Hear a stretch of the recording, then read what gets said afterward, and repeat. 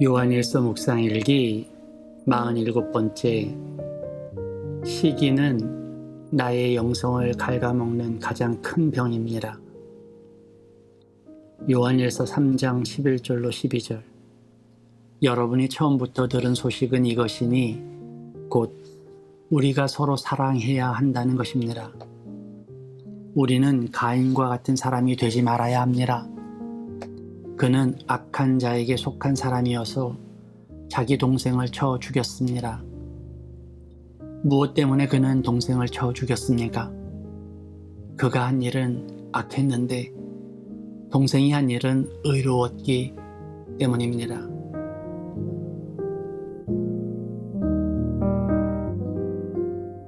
좋은 아침입니다. 창밖에 빗소리가 들리네요. 갑작스런 무더위를 식혀주는 비 같습니다. 우리의 성에는 차지 않지만 그렇게 자연의 순리에는 적절한 하나님의 질서가 있는 법입니다. 비록 아픈 일도 슬픈 일도 힘겨운 일까지 멈추지 않지만 그 안에 하나님의 질서가 운행하시며 적절한 위로와 은혜로 우리를 돌보신다는 사실을 느끼며 살 수 있기를 기도합니다. 다시금 같은 본문으로 묵상합니다.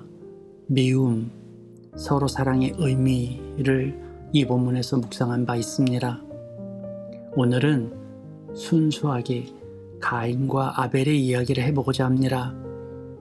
가인과 아벨의 이야기는 유명하죠. 가인은 동생 아벨을 죽인 인류 최초의 살인자가 되었습니다. 그가 동생을 죽인 이유가 무엇인지, 왜 그가 그렇게 되었는지, 더 나아가 왜 하나님은 가인보다 아벨을 더 사랑하셨는지, 이 가인과 아벨 이야기는 의문이 꼬리를 무는 그런 이야기죠. 지금까지 알려진 이야기는 가인의 제사를 받지 않으시고 아벨의 제사만을 받으시는 하나님에 대한 억하심정, 동생에 대한 시기와 질투가 그 원인이라는 것이 정설입니다. 하나님께서 왜 그러셨는지에 대한 의문으로 어떤 이들은 가인의 제사에 문제가 있었다는 해석을 내놓기도 하죠. 그가 드린 제사는 땅의 제사이고 아벨의 제사는 양의 피라는 다소 억측에 가까운 해석이 주를 이룹니다.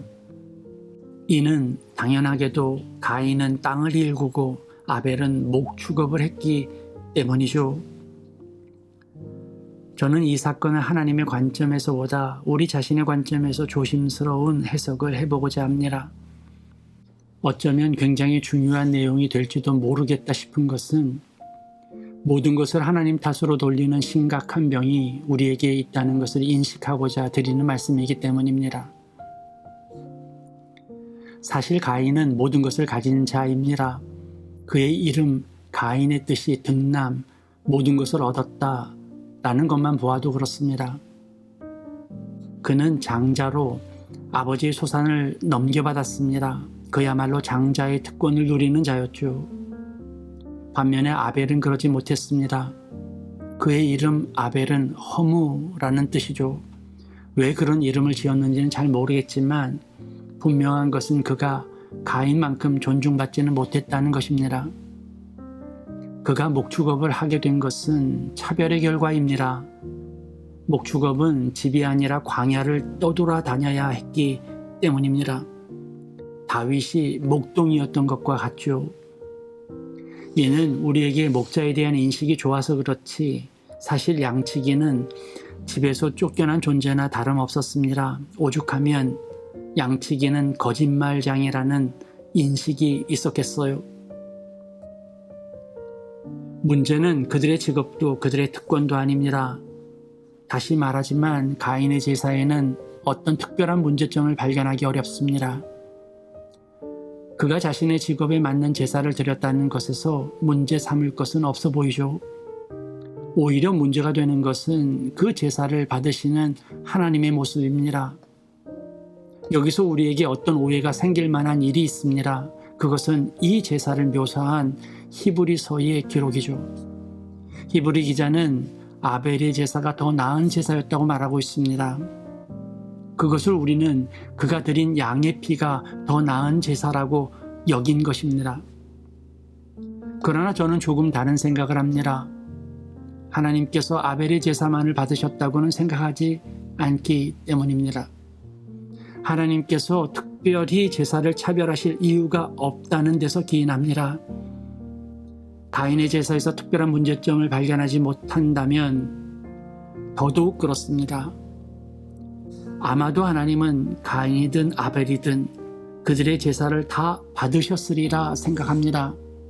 문제는 그 제사를 똑같이 받으셨다는 것입니다. 아무런 차별 없이 제사를 받으셨다는 거죠. 제가 강조하고 있는 똑같이, 아무 차별 없이에 주목해 주시면 좋겠습니다. 왜냐하면 그것이 가인에게는 너무도 심각한 문제를 일으키는 시작이었기 때문입니다. 가인은 장자로 자랐습니다.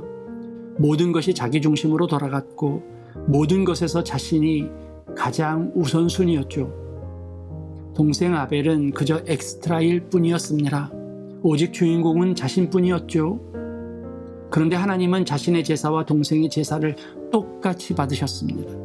아니, 자신에 비하면 너무도 하찮은 동생 아벨의 제사를 나의 귀하디 귀한 제사와 동등하게 취급하신 것입니다.